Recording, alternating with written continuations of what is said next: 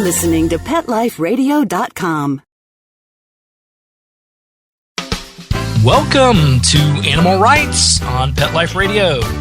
This is your host, Tim Link, and I thank you for joining us today. I'm so glad you're here. We've got an exciting show to go through today, and my guest is the former founder and president of the award-winning Emerald Films. She's also a published poet and an author, and she's got a new book out called Dogs Have Angels Too. So Sarah Cavallaro is going to be coming on here in just a moment to talk to us about her new book, so we're excited about that.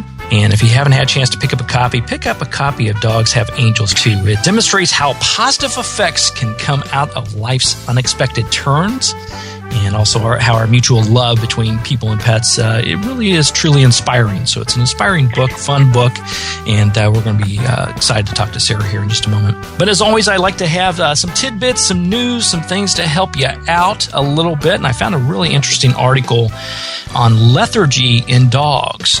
Now, often we say we'd like to live a dog's life.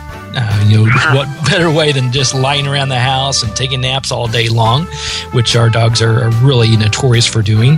However, if that is not your common motive for your animal, if that's not something your dog typically does, he or she could be experiencing signs of lethargy, and something that is serious and something you should take a look at and have your veterinarian take a look at. Lethargy is a state of drowsiness, some inactivity, and indifference to everything around them, whether it's external stimuli such as sound or sight or touch. Definitely lethargy may also be decreased activity exhibited from the animal if it's not feeling well. So really just a total change in behavior. Maybe they're napping longer than they normally do, or just really aren't excited about anything. Now, lethargy is a non-specific sign associated with many possible underlying disorders. Its presence may represent severe and life-threatening illnesses, so it is something to take serious. Lethargy of more than a day's duration should not be ignored and should be addressed, especially if it continues to persist past that 24 hours. Notify your veterinarian and take your favorite furry friend in to get him checked out. So to find out more about lethargy in dogs, you can visit my blog on Animal Rights blog on Pet Life Radio. That's PetLifeRadio.com. Click on Animal Rights, click over to the blog, and we'll have a link and more information on there about lethargy in dogs. So be aware, just a little helpful hint if your doggie's acting a little bit under the weather or is not showing interest in anything. So we're going to take a quick break, let our sponsors come on board, and we'll come right back with Sarah Cavallaro talking about her new book. You're listening to Animal Rights on Pet Life Radio. Sit. Stay. We'll be right back after a short pause. Well, 4 to be exact. Buster, you're telling me my dog food products can't go on your shelves? That's right. Didn't pass one of my Petco certified nutrition checklists. Sorry, Wayne. Who made these checklists? Geniuses. Very smart guys. Well, it's good enough for most grocery stores. Do you see cheese puffs on my shelves? Mayonnaise? Soda pop? No. That's because I ain't running no grocery store, Wayne. Your pets will get better nutrition, I guarantee it. Petco, with healthy pets go.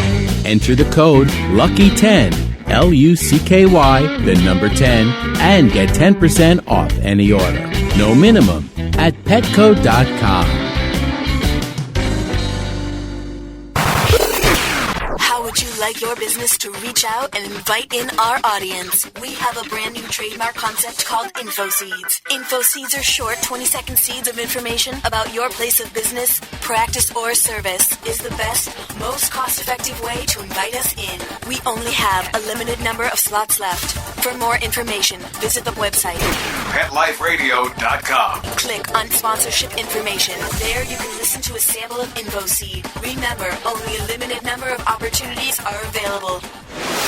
Hi everybody, I'm Megan Blake here with my sidekick Super Smiley, the giant mutt and spokes dog for throwaways. You're listening to Pet Life Radio, and I'd like to tell you about our brand new show, A Super Smiley Adventure. Our show explores adventures with animals. They can be traveling, out in the world trips, or inner journeys where our animals lead us to inspiration and self-discovery, or just plain fun adventures. Join us here on Pet Life Radio on A Super Smiley Adventure. Good boy. Let's Talk Pets on PetLifeRadio.com. Welcome back. Welcome back to Animal Rights on Pet Life Radio. We're so excited that you're here with us today. And joining me now is Sarah Cavallero, who recently released her book, Dogs Have Angels Too. So, Sarah, welcome to Animal Rights on Pet Life Radio. Well, thank you for having me. It's our pleasure. Well, congratulations on the book. Now, for those of the listeners out there that haven't picked up a copy of the book, tell us a little bit about the premise and the storyline. Well, it's a comedy of errors for dog lovers. And basically, it's about a group of people, a group of women in New York who are going through hard times. They start to help themselves by helping homeless animals. And that is it's a story about redefining yourself and helping homeless animals. And they find hope and inspiration, and they heal themselves as well as heal animals. It's kind of a comedy, though. It's not as serious as it sounds. Exactly. You know, we were talking before we came online today, and when I first got the book, I thought it was going to be just an interesting story, either about how a dog helped a particular person out, or maybe it was a fictional type of book where it was a fun story where we take a particular pet and follow them through a series of routines and whatever. And it's really a combination of everything. It does talk about and deal with working with shelters and homeless pets, which are near and dear to our hearts, try to get them to their right and forever homes. But it's also a nice collection of how everything comes together from a animal and a woman's perspective. So I thought that was a really intriguing twist to the stories. I followed a lot of women around in New York. You know, there's a lot of women who are in between jobs and they sit on park benches and they end up, helping animals. They got into a lot of shelters and they walk them, and they need to be useful too. Absolutely. And volunteering and helping out is definitely something that desperately needs to happen with all these shelters and rescue organizations. And simply just taking the animals on walk and spending time with them is a big part of that as well. Right, and when you were talking about lethargic, I think that also is depression related, and I think that when you are extending yourself in love, the people become less lethargic too, and the animals are less lethargic because they're receiving the love. So everybody, everything benefits. Absolutely. Your energy goes up, and when you feel good and feel good about life, you feel better about yourself, as well as the animals definitely can pick up on that and feel better about themselves as well. Right, exactly. Now, Sarah, how did you come about writing the book? What gave you your inspiration? Was it just an aha moment, or was there something more to it? No, I originally wrote it as a movie because I thought I wanted to have a Disney-type movie that had serious issues but handled it in a comedic way. And I couldn't get deep enough with the screenplay, so then I started to write the narrative of the main character. Her name's Miss Pink. And that got me into, and then the other character is a dog named Athena. So in writing this more and more and more, I was able to tell the story of people who need to redefine themselves by helping animals. And that's how I came to this book. And it was over an 8 to 9 year period. I struggled with what the story really was and why it was important for me to write it, which is about redefining yourself. Absolutely. That's fascinating. Well, tell us, you mentioned the main character, Miss Pink. Tell us a little bit about Miss Pink and what people should expect from Miss Pink in the book. Well, she was a marketing executive, and she was super successful in New York for 25 years, and she was laid off. And over a couple of years, she spent all of her money, and she ended up in a shelter herself.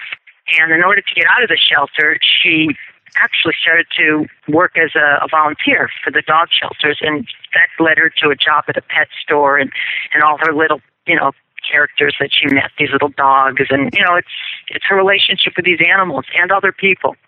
So you can expect a lot of unexpected with Miss Pink, but she always ends up rising to the occasion, even though, her circumstances appeared dire. They are not in the end dire. They're wonderful. They're inspirational. And with Miss Pink, the book goes into a little bit about it, but she really learned herself as she actually lived a life for a short while, a life that a dog could have. Exactly. She lived without a home. And she took her dog to Central Park, one of the adopted dogs, and they lived in Central Park for a month alone. And I actually met a woman like this, and she inspired me many years ago. And was your inspiration, the woman that you met, was this a temporary situation for her? Was it a long-time situation for her? It was temporary. but it was temporary for a couple of years, so I don't know if you consider that long. I would consider that super long. It took her a long time to get on her feet. Amazing. But she would adopt dogs. You know, she would take dogs and go to the shelters and walk them, and she tried to get out of her situation by helping other, animals. Fantastic. And so that helped her take her mind off of perhaps her challenges going on in her life as well. Yeah, and it helped her find her purpose, and then she became successful again. That's fantastic. Now, in those type of situations, what's your thoughts on, I always say that everything has a purpose. Every person that's born has a particular purpose for being here, and every animal has a purpose. What's your thoughts on that as far as how animals can teach us our life's purpose while they're fulfilling their life's purpose? Well, I think that when you observe animals, they can love unconditionally, and they literally, what blows my mind is they'll lick the hand that beats them. Now, what does that mean? On so many levels, it means it falls within a lot of different Christ principles. There's a lot that can be taught through looking at animals. Absolutely. You just have to watch them. You have to watch them. You have to get into them. For instance, yesterday I tried to get my book distributed through a dog hotel here in L.A., and I looked into the glass windows at the dogs that get dropped off, I guess, for doggy care because the people are working. The dogs were so unhappy just being there there's 30 in a room, and there's a beautiful big room, and there's a million, toys and all this other stuff, but they were miserable. They wanted their owners, or they wanted something to do. They didn't even play with each other. You have to observe these animals. You have to know what their needs are. You can't just throw just a group of animals together and say, this is a generic caretaking situation, and it doesn't work like that.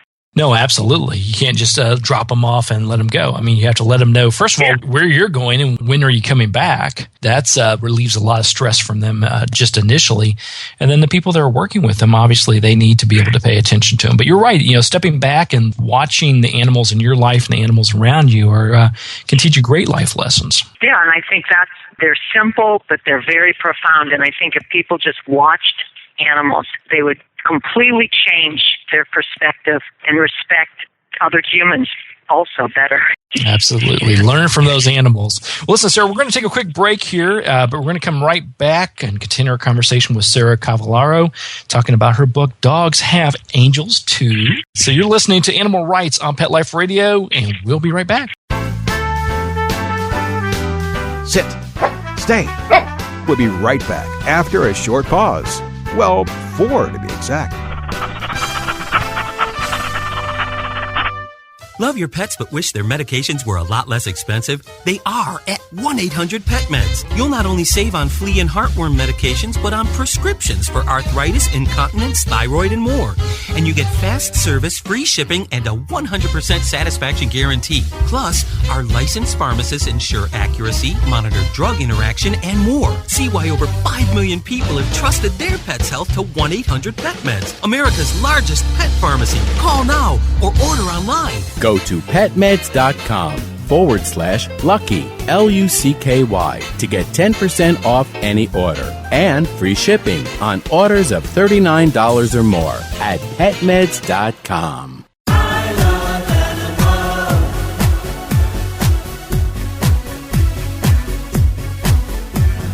They are my friends, they are my children, they are the furry brothers and kids. They are my family, they understand me, that's how I love my pets. I Love My Pets, the new single by Mark Winter, available on iTunes. I don't make any decisions about who to hire without going to Angie's List first. You'll find reviews on home repair to healthcare, written by people just like you. With Angie's List, I know who to call, and I know the results will be fantastic. Angie's List, who you can trust. Go to angieslist.com/rights and get 25% off any subscription. That's angieslist.com/rights, WRITES.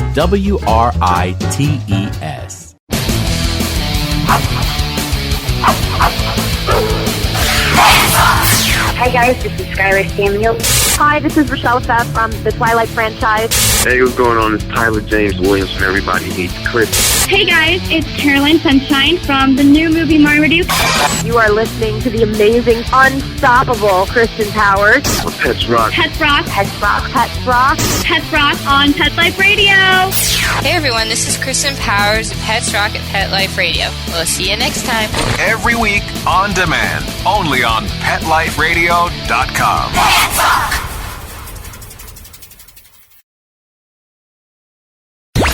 Let's talk pets. Let's talk pets On Pet Life Radio. Pet Life Radio. PetLifeRadio.com. Welcome back to Animal Rights on Pet Life Radio. This is your host, Tim Link, and I'm here talking to author Sarah Caballero about her new book, Dogs Have Angels Too. Now, Sarah, we were talking a little bit about animal rescue and rescue organizations, working with shelters, etc. What's your involvement? Do you work with rescue organizations? Tell us a little bit about your background in that area. Well, I don't have a huge background in rescue. My cousin runs Mutt Madness in Atlanta, Georgia, and I listen to her stories, and I'm trying to support her with some of the proceeds from the book. And, you know, that's my extent with rescue, is I'm trying to support rescue operations financially. And I have been, obviously, to many rescue facilities to talk with them and to see them. And I had rescued a dog once many years ago and adopted the dog. So, I mean, I have it on a personal level, but I don't go and walk, you know, the dogs and like that. But the book deals a lot with, the premise of it is, animal rescue and working with animals. And like we had said earlier, just simply for people to go there and raise awareness of the various rescue organizations, spend time with the animals, and just simply socializing goes a long way in helping those animals out until they find their right and perfect forever homes. Right, and also to help out financially if you can, because these places need money. They need money big time. Oh, absolutely. I mean, obviously, the no-kill shelters out there, you know, they're nonprofit organizations, and they're trying to raise money through donations as well as their philanthropic efforts. So I always encourage people to donate where they can. If they can do it financially, great. If they can't, then volunteer. There's always good people that need to be part of those organizations. And as a former president of a humane society, no-kill shelter, I definitely know where that. I have some experience in that area. And the other thing is, don't adopt dogs or don't take or buy dogs or whatever you do with dogs if you can't take care of them. It's like don't have children if you can't take care of them. You know, it's the same premise. There's no difference. It's not just that you have this emotional inspiration and then, you know, like it's, you know, like having children, you know, people fall in love. They have the passion that they have a child, but they don't raise the child properly. Yeah, it is a life commitment. They're part of the family. So, yeah, treat them accordingly and help them out. You got to spend time with them. Now, Sarah, tell us a little bit about if there was one thing that you had to say that you learned most about writing this book, what would that be? What's the takeaway for you personally? That you have to stand by what you believe in and you have to explore it. And you have to be out in the world with what you believe in. You have to speak it out. You can't keep it within if it's something that's very strong. And this book was very strong for me, and I needed to write it for many reasons. And it's helped me understand myself and other people and animals more. So the takeaway is just do what you want to do. Do what you really want to do. Absolutely. Absolutely. Whatever you're passionate about, move forward with. And obviously, if you can help the animals out, that's even better. Oh, yeah, you have to do that. Now, Sarah, you have, we mentioned earlier, you're a published poet as well. And I wanted to talk to you a little bit about the process. You wrote this book originally as a screenplay. It turned into a book that was published. You've published poetry in the past. Tell us a little bit about the differences in those processes in writing for poetry compared to writing a book, whether it's a novel or a nonfiction type book. What's the process in your mind that you go through when writing these different types of methods? Well, with writing poetry, it's just very instantaneous. It's an image, and you write it. And for me, I write it, and I'm not going to rewrite it. It's the moment. So that's, for me, the poetry process. The novel, in writing this novel, and it's my second novel, it took many rewrites and much discipline. And you have to work through a lot of frustrations, and it's a different process. And the movie is just very visual. You have to have a craft, you know, you have to learn how to write a screenplay. And I felt with the novel, it was more stream of consciousness at the beginning, which got me through. First of all, the screenplay was the outline for this book, which is great, okay? Then the book became a stream of consciousness, and then from that I could rewrite it chapter by chapter by chapter. But I wouldn't have been able to write this book had I not written it as a screenplay first, because it gave me all the action. The novel was the character, all the characters, all the dogs. You know, it's like 101 Dalmatians, you know how they have a little life. Each dog has a little life. They talk. And, well, it's very hard to do that unless you animate it in a film. Right. But you could do it on paper. You could do it through a book. You can spend pages and pages and pages of dogs just talking to you in their way, not just verbally, but emotionally or through their actions. Or I think you kind of got to let your imagination go, and you have to focus on what the characters are telling you. They're going to tell you things, and then you have to record them on paper. And do you find when writing a screenplay, are there typically, do you visualize it as having more characters involved in it, and you have to bring out the personality and everything of each one of those characters compared to a novel where it may only have one or two main characters?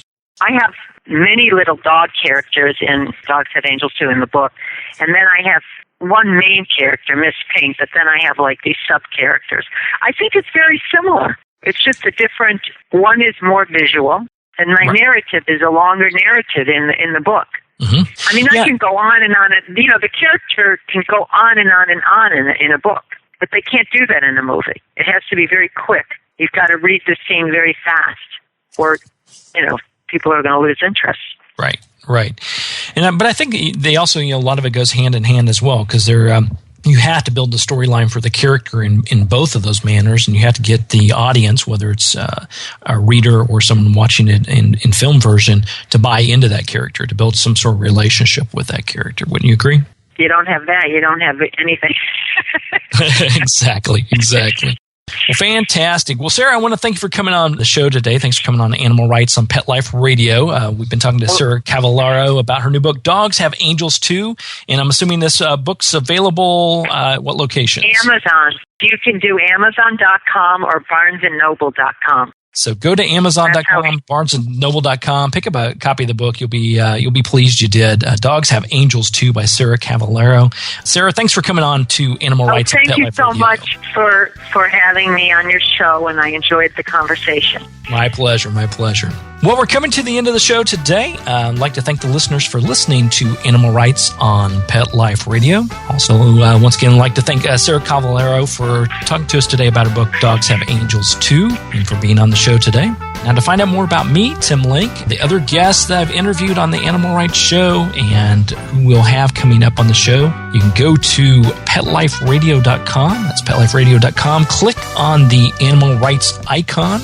There you can download past shows. You can read the blog about all these wonderful tips and stories. And while you're there, be sure to check out the other hosts and the other shows on Pet Life Radio. So it's PetLifeRadio.com. If you have any questions, comments, or ideas for this show, please email me. You can email me at tim@PetLifeRadio.com. It's tim@PetLifeRadio.com. And I'll be glad to answer any questions you have, entertain any comments that you may have.